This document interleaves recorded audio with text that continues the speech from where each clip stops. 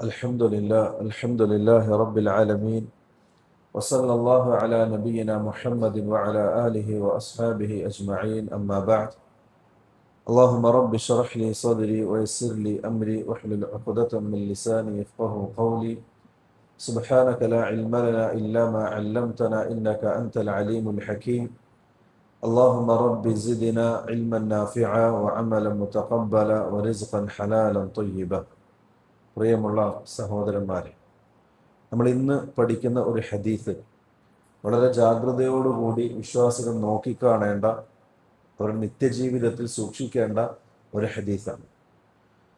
عن عبد الله بن عمر رضي الله عنه قال قال رسول الله صلى الله عليه وسلم ثلاثة لا يكلمهم الله يوم القيامة ولا ينظر إليهم ولا يزكيهم ولهم عذاب أليم العاق لوالديه المترجلة من النساء والديوث റവാഹു തിർമിദി.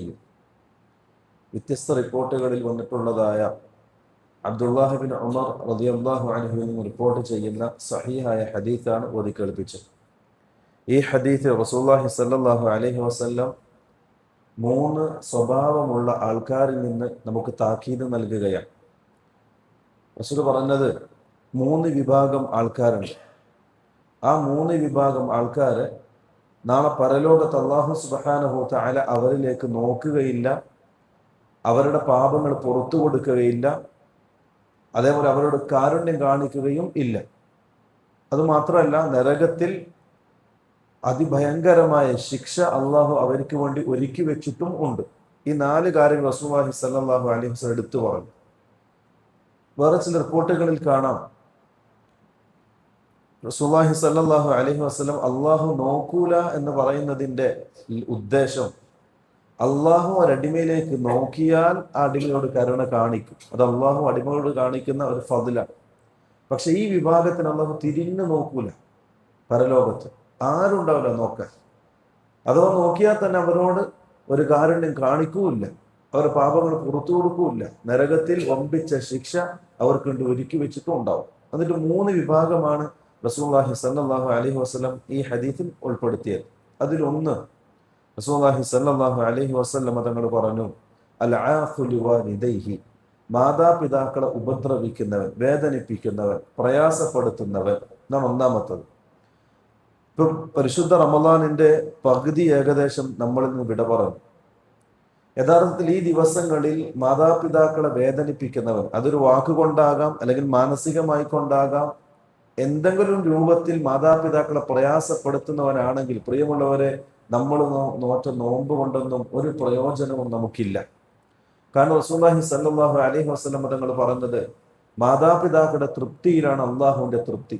അപ്പൊ ഈ മാതാപിതാക്കളെ വേദനിപ്പിച്ചുകൊണ്ട് പിന്നെന്ത് റമളാൻ, പിന്നെന്ത് നോമ്പ്?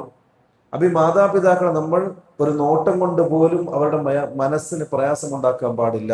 ചില സലഫുകൾ പറയാറുണ്ട്, നിങ്ങളുടെ ജീവിതത്തിൽ നിങ്ങൾ കാരണത്താൽ നിങ്ങളുടെ മാതാവിൻ്റെയോ പിതാവിൻ്റെയോ കണ്ണിൽ നിന്നും ഒരു തുള്ളി കണ്ണുനീർ ഭൂമിയിലേക്ക് വീണാൽ ആ ഒരു കണ്ണുനീർ തുള്ളി മാത്രം മതി നിങ്ങളുടെ ജീവിതം മുഴുവനും നശിപ്പിച്ച് കളയാൻ, ദുനിയാവിലും നാളെ ആഖിറത്തിലും.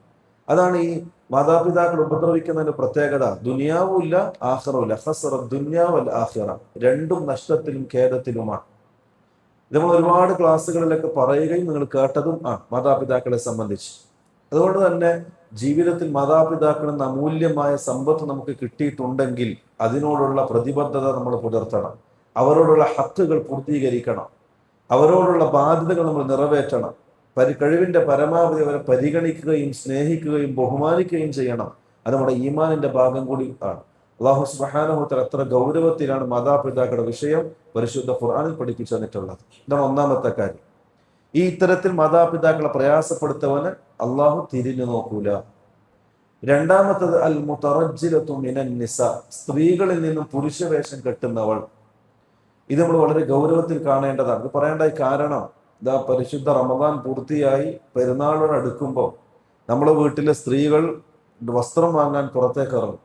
അപ്പോൾ ഓരോ ഗൃഹനാഥന്മാരും, ഓരോ വീട്ടുകാരും, അത് ഭർത്താക്കന്മാരാകാം, അതല്ലെങ്കിൽ ഉപ്പമാരാകാം, അല്ലെങ്കിൽ വീട് ഭരിക്കുന്ന ഗൃഹനാഥനാകാം, ആരായാലും തൻ്റെ പെമ്മക്കളും പെങ്ങന്മാരും ഭാര്യമാരും ധരിക്കുന്ന വസ്ത്രത്തെ സംബന്ധിച്ച് പൂർണ്ണ ബോധ്യമുള്ളവരാകണം.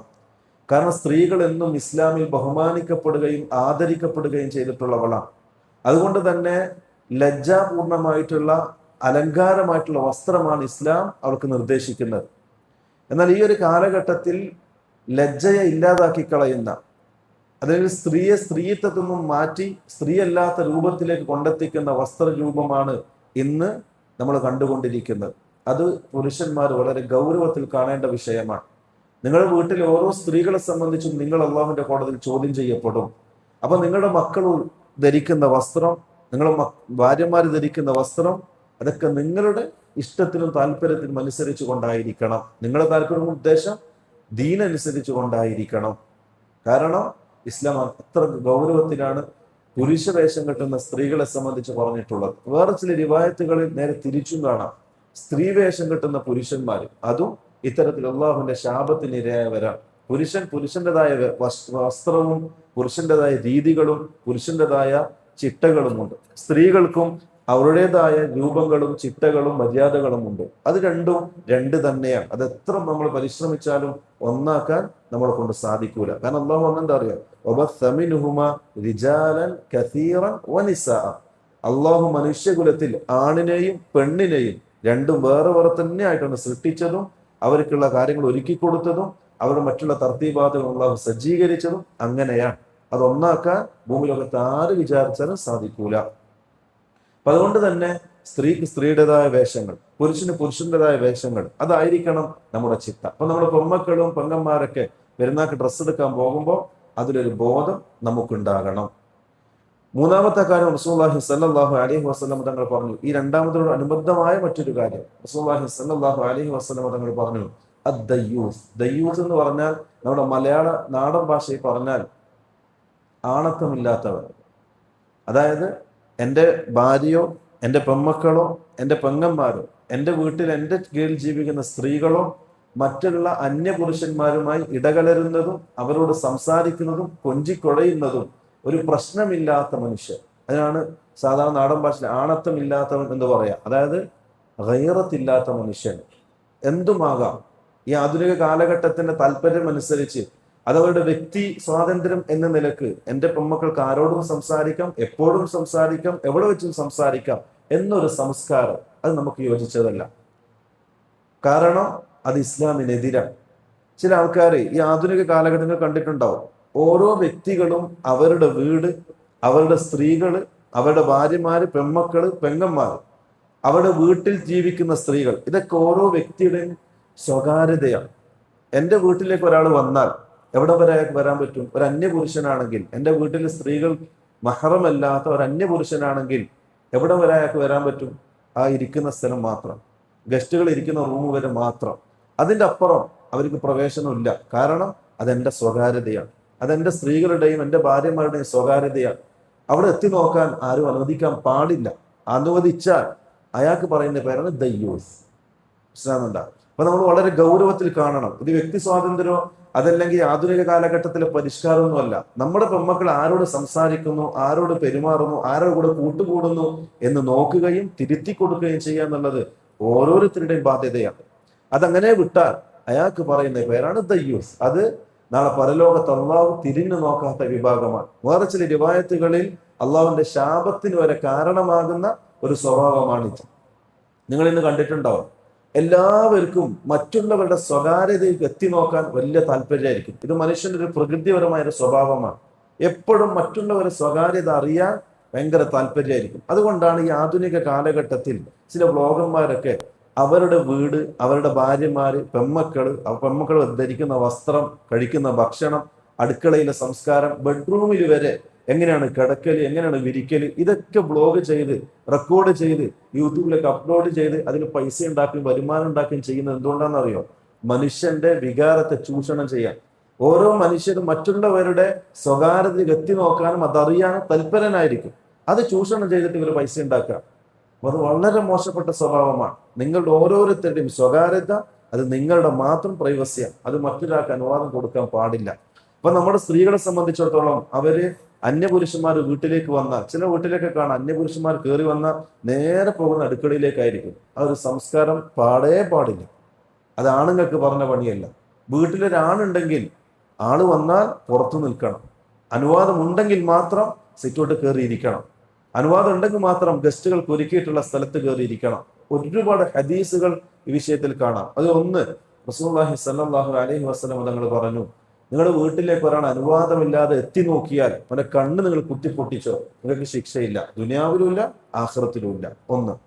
രണ്ടാമത്തെ, റസൂലുള്ളാഹി സ്വല്ലല്ലാഹു അലൈഹി വസല്ലം തങ്ങൾ പറഞ്ഞു, നിങ്ങളൊരു വീട്ടിൽ അതിഥിയായി പോയാൽ നിങ്ങൾ അവിടെ കയറിയിട്ട് ആ വീട്ടുകാരൻ നിങ്ങളോട് എവിടെയാണോ ഇരിക്കാൻ പറയുന്നത് അവിടെ മാത്രമേ നിങ്ങൾ ഇരിക്കാൻ പറ്റൂ.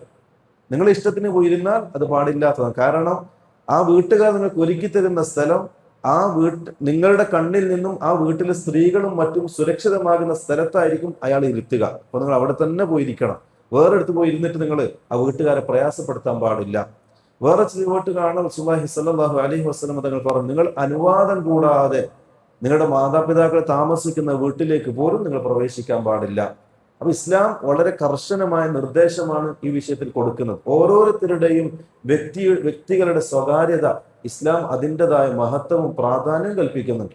അപ്പൊ അതുകൊണ്ട് തന്നെ നമ്മുടെ സ്ത്രീകളും നമ്മുടെ വീടും നമ്മുടെ കുടുംബവും ഓരോരുത്തരുടെയും സ്വകാര്യതയാണെന്നും അതിൽ മറ്റൊരാൾക്ക് അനുവാദമില്ല എന്നുള്ള ബോധം നമുക്കുണ്ടായിരിക്കണം. അതിൽ കണിശത കാണിക്കാത്ത പുരുഷന്മാരെയാണ് റസൂലുള്ളാഹി സ്വല്ലല്ലാഹു അലൈഹി വസല്ലം ദയ്യൂസ് എന്ന് പറഞ്ഞിട്ട് പരിചയപ്പെടുത്തിയത്. ആ വിഭാഗം ഈ കൂട്ടത്തിൽ പെട്ടതാണ്. അതുകൊണ്ട് പ്രിയമുള്ള മുഅ്മിനീങ്ങളെ, ഇത്തരത്തിലുള്ള ദുഷിച്ച സ്വഭാവങ്ങൾ നമ്മുടെ ജീവിതത്തിൽ നിന്നും ഇല്ലാതാക്കണം. ഈ പരിശുദ്ധ റമളാൻ അതിനൊരു കാരണമാക്കുകയും ചെയ്യണം. അല്ലാഹു സുബ്ഹാനഹു വ തആല നമ്മുടെ ഇൽമിലും അമലിലും സമയത്തിലും ആരോഗ്യത്തിലും നല്ല ബർക്കത്ത് നൽകി അനുഗ്രഹിക്കട്ടെ.